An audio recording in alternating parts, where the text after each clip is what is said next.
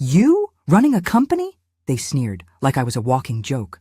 I still remember the smirks, the pitying stares, the cruel snickers behind my back. They never believed in me, not even once. Not my classmates, not my professors, and certainly not my so-called friends. But now? Now they flood my inbox with resumes, and I don't even open them. My name is Danica Rhodes, and I was the girl no one thought would make it.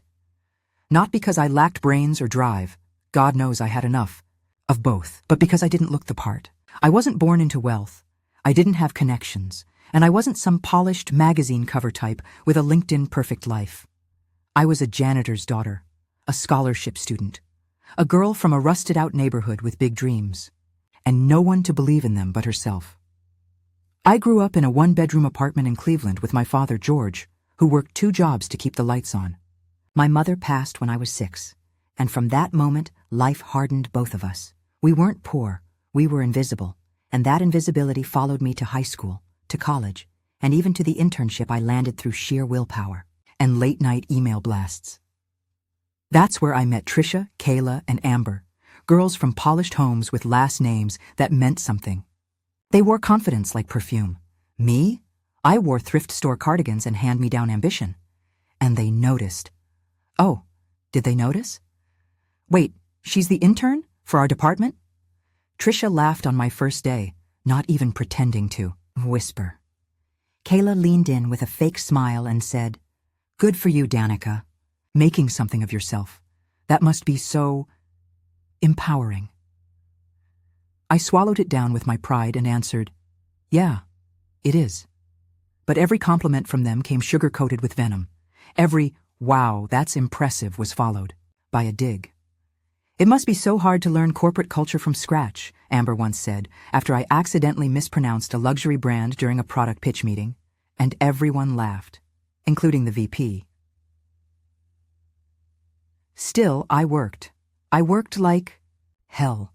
I stayed late, picked up shifts others dropped, took notes like my life depended on it, and in a way, it did. When I wasn't cleaning up after their lazy messes or fixing their PowerPoint decks at 11 p.m., I was taking online classes in business development, teaching myself UX design, learning how to code, quietly, without praise, without help. Every evening, I'd call my dad from the subway platform. He'd always ask, "How many days until you run the place?" And I'd smile, even when it hurt. "Soon, Dad," I'd say. Soon. Then came the office holiday party. I wasn't going to go. I knew I didn't belong. But my supervisor insisted. "Networking," she said. "Show your face. Get noticed." I showed up in a black dress I borrowed from a friend. Did my hair in the bathroom mirror with a curling iron that had one setting. Singe. I walked in, hoping to just blend in quietly, maybe get a few kind words from the only woman who ever helped me, Marla, the head of strategy. But the moment I stepped in, I heard it. "Wait, is that Danica?" Laughter. "She looks like she's about to ask to refill the ice buckets." Trisha. "I mean, good for her for trying," Kayla added, swirling a glass of champagne. "But let's be real, some people just don't have it." That was the night I left early, and the night I made a promise. I would never work for people like them again. I would build something better, something of my own. And the next time they said my name, it wouldn't be followed by laughter. It would be followed by, "Can we please talk?" That was 3 years ago. Now, they're the ones knocking, and I'm the one not answering. After that night, something shifted in me, snapped even. I stopped chasing their approval. I stopped wasting energy trying to fit into a world that clearly didn't want me in it. If they thought I was beneath them, fine. Let them. Because while they were perfecting their brunch selfies and giggling at office gossip, I was building. In silence. No fanfare, no social media posts. No one knew what I was doing, not even Marla. I'd go to work like clockwork, nod politely in meetings, do what I had to do. But after hours, that was my real life. From 7 p.m. to 2 a.m., I poured everything I had into learning. I devoured courses on product management, startup funding, brand building, customer psychology. I watched YouTube videos from CEOs, founders, even venture capitalists. I bought $12 audiobooks with the last scraps of my paycheck and listened to them on loop on the train. I learned what they knew, and then learned what they didn't. Because you see, they had connections. I had hunger. And hunger, when it burns long enough, becomes unstoppable. I started with a problem I knew well: the lack of real, accessible mentorship for women like me. Women who didn't grow up knowing people in power. Women who had to teach themselves how to write a resume and walk into an interview room without shaking. I thought, what if there was a place where they could get that help without judgment? A real platform, community-led, practical, empowering. That idea became Sparkwell. It started as a bare-bones blog on WordPress. Just a few articles I wrote, myself under fake names so it wouldn't look like it was just me. Then I added a chat forum, a resource directory. I found a few like-minded women on Reddit who offered to volunteer, help build out templates, record advice videos. I hired a freelance developer for $300 to help me create a basic platform structure. By month 3, we had 500 users. By month 6, $8,000. And not just users, engaged women. Smart, motivated, scrappy women who showed up in droves for the webinars, downloaded the PDFs, told their friends.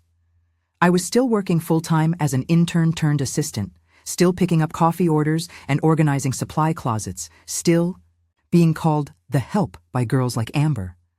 But at night, I was running something real, something that mattered. I still remember the night my dad called me after work and said, "You sound tired, baby. You okay?" And I told him everything. He didn't say much, just, "That's my girl." Those 3 words carried me for months. The day Sparkwell crossed 25,000 users, I quit my job. It wasn't a dramatic exit. No mic drop moment. No "you'll regret this" speech. Just a quiet, thank you for the opportunity, and a final walk out of a building that once made me feel like a ghost. I had saved $7,000. Not much, but enough to float rent and food. While I worked full-time on the platform, I moved in with my dad temporarily, canceled everything unnecessary, lived off canned soup and drive. I pitched to 23 investors, got rejected by 20, 3 said maybe, 1 said yes. A small seed fund, $50,000. Enough to hire a full-time developer, upgrade the servers, and finally, pay myself minimum wage. That investor later told me, "You looked like you'd already built it. I just didn't want to miss what you were building next." People started noticing. Fast. We got press, a viral tweet, a feature in a Women in Tech newsletter. And then something strange started happening. Old names appeared in my inbox. Kayla. "Hey girl. Hope you're doing great. Just wondering if Sparkwell might have any internship roles for my cousin." Trisha. "Love what you're doing. We should totally catch up sometime. I'm between jobs right now, actually." And then, Amber. "Hi. Danica, I don't know if you remember me." Oh, I remembered. All of it. Every laugh, every sneer, every time they rolled their eyes when I spoke. Now, they were reaching out. Not as peers, but as applicants. And I hadn't even launched the real phase yet. They had no idea what was coming next. There's a strange kind of power in silence. Not the kind that screams back or claps back with sass, but the kind that chooses not to reply. That silence holds weight. And for the first time in my life, I finally had that weight. The day I got Amber's message, I sat there for a long time, just staring at it. She had attached her resume, added her LinkedIn, and ended it with, "I'd be honored to bring my skills to your team." Skills? This was the same girl who once made me cry in a supply closet because I wore Payless shoes to a meeting. My cursor hovered over reply. And then I clicked archive. I didn't delete it. No. I wanted to see it. I wanted to remember that moment when the tables turned and the girl they laughed at had the power to say nothing at all. That was my first no, but it wasn't my last. They kept coming. Like clockwork. Trisha reached out a week later, full of false humility. "I've been following your journey. It's so inspiring," she wrote. "Any chance Sparkwell is looking for someone with marketing background? Would love to connect." She even liked 10 of my old posts before messaging, as if engagement could erase what she once said about my working-class vibes. No reply. I didn't need to humiliate them. I didn't need to be cruel. Ignoring them was enough. Because I knew what they felt now. The silence, that was the very thing I used to endure when they'd cut me off in meetings, when I'd suggest something and they'd pretend they didn't hear. When I was invisible, now they felt it too. And while they spiraled in their inboxes, I was building phase 2. We launched a mentorship accelerator, 6 months, guided paths, resume overhauls, mock interviews, paid internship pipelines, all built by the women Sparkwell had helped rise up. It wasn't just a site anymore. It was a movement. We started hosting live events. Small at first, cafes, co-working spaces, then conferences, then a panel at South by Southwest, and there I was, on stage, introducing speakers, shaking hands with CEOs, looking out at a crowd of women who looked like me. It wasn't about revenge anymore. It was about proving, loudly and proudly, that people like me belonged in those rooms, on those stages, behind the companies everyone talks about. My dad came to one of those events. He wore his best pressed shirt, sat in the front row with watery eyes, and afterward just said, "You did it, Dee." That was all he needed to say. That was all I needed to hear. But the real twist? Trisha applied again, this time through our job portal. She didn't realize I'd see it personally. Her cover letter was generic. Her experience was padded. But what caught me was the final line. "I've grown a lot and would love a second chance to prove myself in a company that's truly making a difference." For a second, just a second, I considered replying. I even drafted something polite. Thought about offering her a freelance role, but I didn't send it. Why? Because forgiveness doesn't mean access. I'd already given her enough space in my story, and I'd rewritten that story without her. Every time someone like her tried to come back in, it reminded me how far I'd come. Not just from that dusty intern desk, but from the girl who once begged for approval. Now, girls were looking to me for approval, and I didn't take that lightly. One of our newer interns, a brilliant first-gen college student, once came to my office nervous as hell and said, "I just wanted to say, you're the reason I applied. I didn't think someone like me could do this until I read your story. That's when I knew. That's who I was building this for. Not for the people who doubted me, but for the ones who were still doubting themselves." And the next time someone from my past emailed me, I didn't flinch. I didn't gloat. I just clicked mark as read and went back to building. It happened on a Tuesday. I remember because I was wearing the blazer I always save for press days, navy blue, slightly oversized, with gold buttons that make me feel taller than I am. That morning, Sparkwell had been invited to a panel hosted by a national Women in Tech summit. A huge opportunity. We weren't just attending this time, we were headlining. I was slated to speak on a topic I knew better than most, building from nothing and making it mean something. I stepped on stage to a packed hall, rows of women, cameras flashing, a sea of faces filled with anticipation. It was surreal.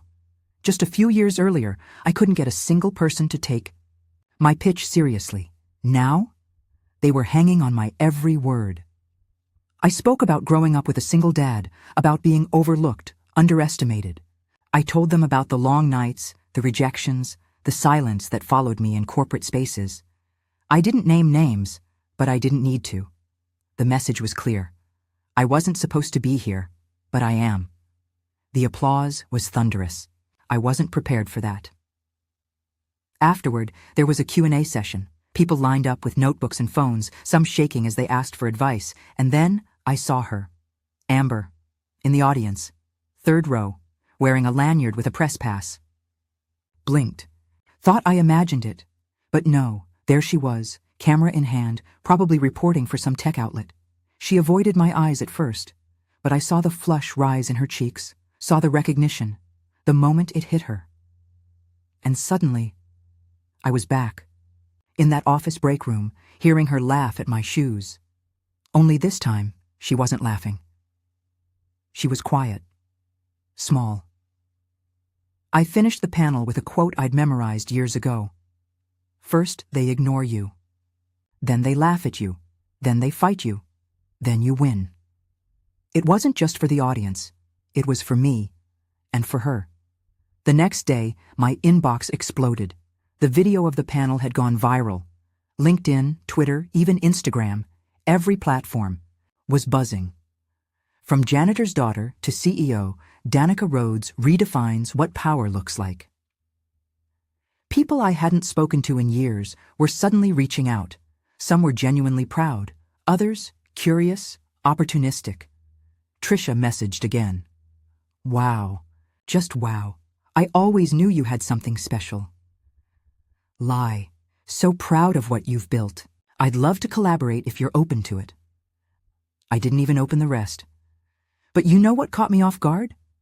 A voicemail from my old college professor. The one who once told me, you might want to consider a more realistic path. Business is brutal. It's not made for everyone. He left a message saying, I was wrong. You've done something remarkable. If you ever want to speak at the university, we'd be honored. I sat with that one for a while. Because I remembered how it felt to be 19, in a classroom with worn-out shoes, hearing a man in a tweed jacket crush my ambition in front of 30 other students. Now he wanted me to inspire the next generation? I didn't delete the message, but I didn't return the call either. Some apologies come too late, and some invitations no longer matter. But here's the thing, this moment, this stage, this spotlight, it wasn't about them. It was about me. About every girl sitting in a dorm room right now thinking she's too broke, too brown, too awkward, too anything to make it. I wanted her to see me, not the polished version, not the headline, but the whole story, because I was her. And if I could do it, so could she. So no, I didn't humiliate Amber that day. I didn't call her out. I didn't need to. Success spoke louder than anything I could have said.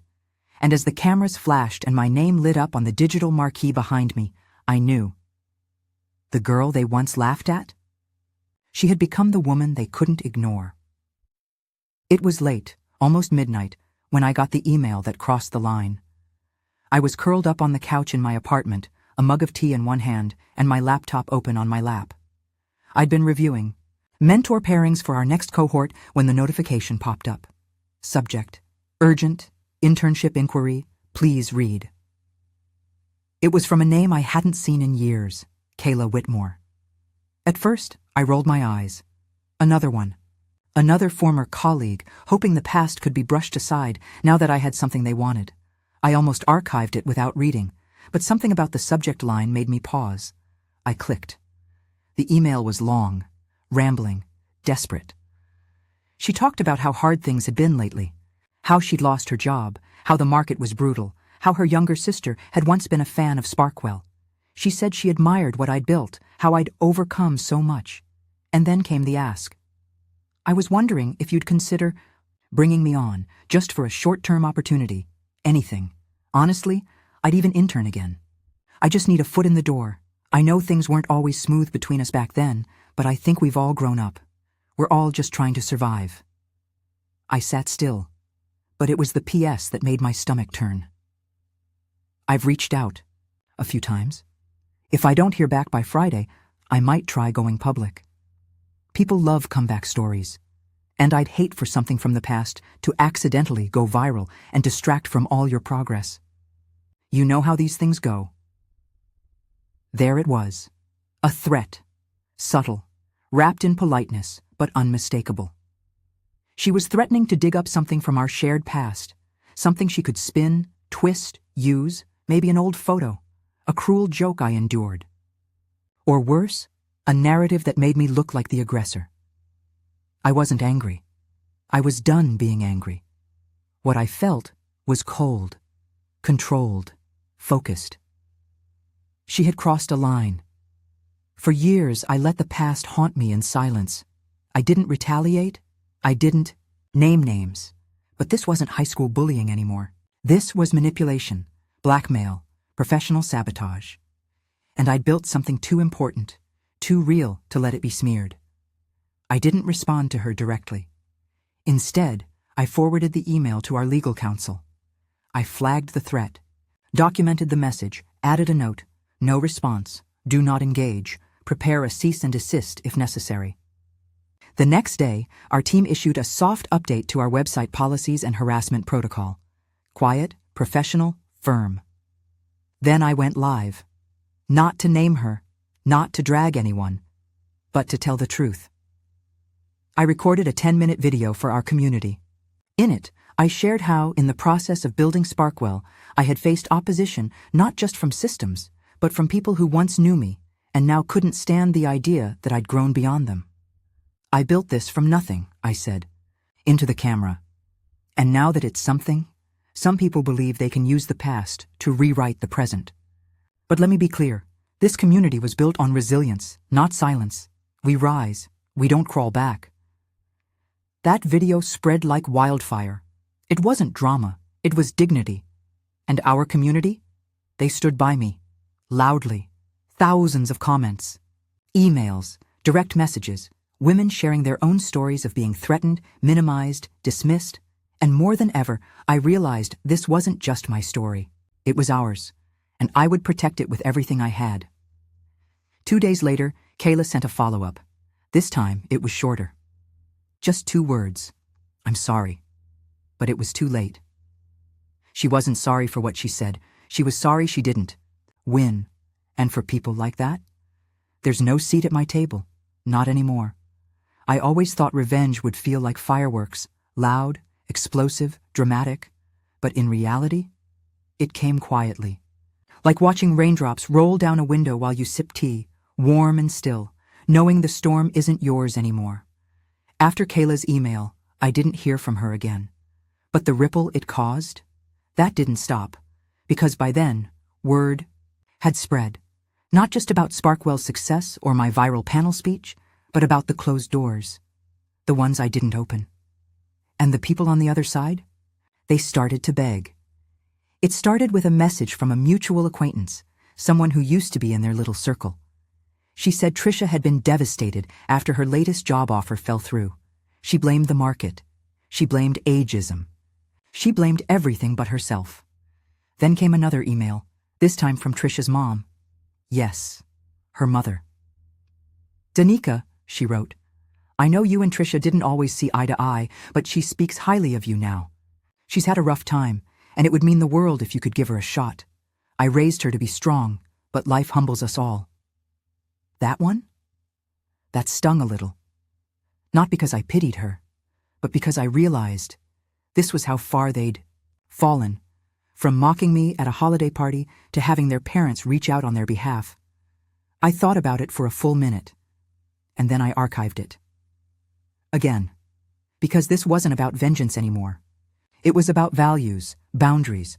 The people I built Sparkwell for were the ones who knew what it felt like to fight for a chance, not demand one after burning bridges. I would never let this space become a redemption arc for bullies. We were building forward, not backward.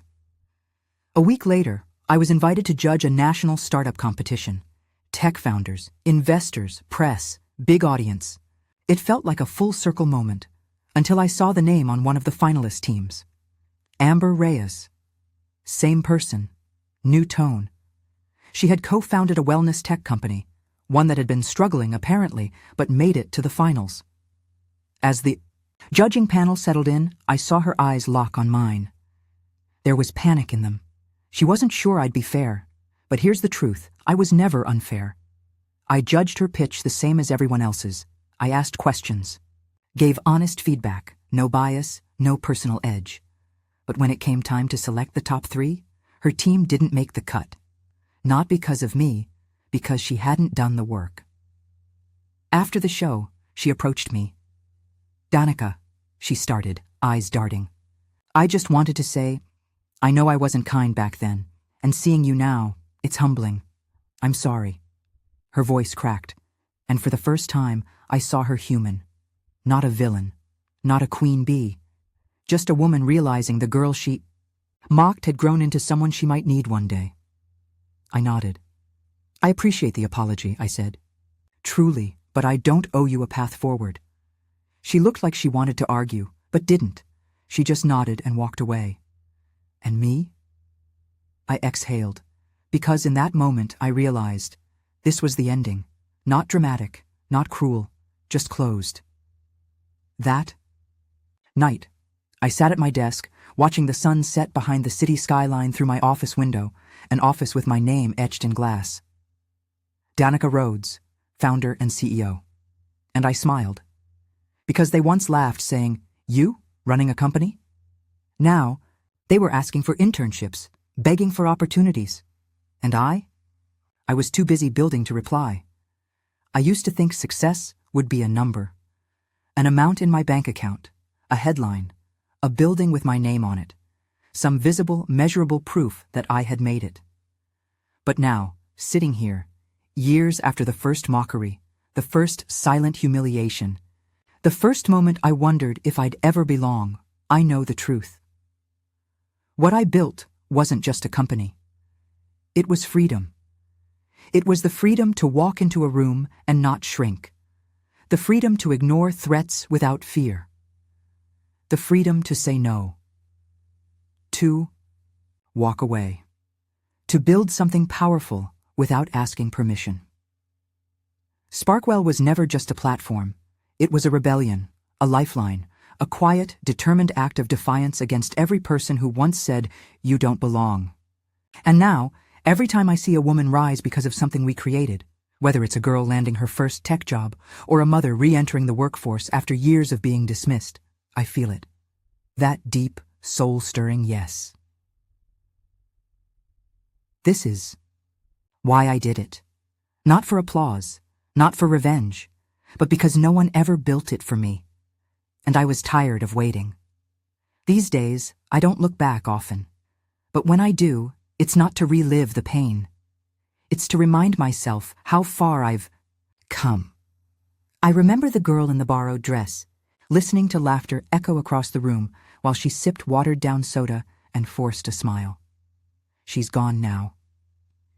In her place stands a woman who's written her own future, who took every insult, every rolled eye, every locked door, and used it as fuel. I don't reply to those messages anymore.